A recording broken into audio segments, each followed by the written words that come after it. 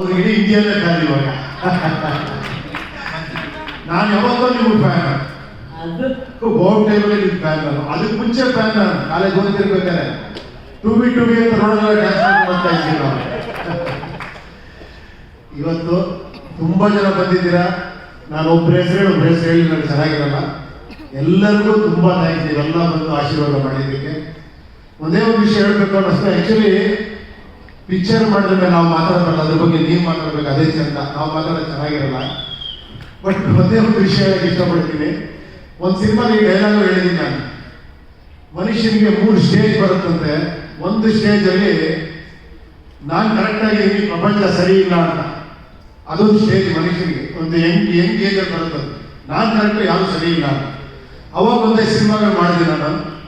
ಸ್ವಲ್ಪ maturity ಬರ್ತಿದ್ದಂಗೆ ನನ್ನಲ್ಲೇನೋ problem ಇದೆ, ಹೊರಗೆಲ್ಲ ಕರೆಕ್ಟ್ ಆಗಿದೆ ಅಂತ ಶುರು ಆಯಿತು. ಅದಕ್ಕೊಂದೇ ಸಿನಿಮಾ ಮಾಡಿದೆ.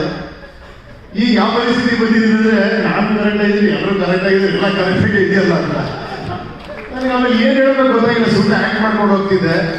ಅದಾದ್ರ ಮೇಲೂ ಒಂದೆಲ್ಲ ಒಂದು ಶಕ್ತಿ ಇನ್ನೂ ಇದೆ ಕಡೆ, ನಿನ್ನ ಕೆಲಸ ನೀನು ಮಾಡಬೇಕು ಅಂತ ಈ ಸಿನಿಮಾ ಮಾಡಿಸಿದ್ದೆ.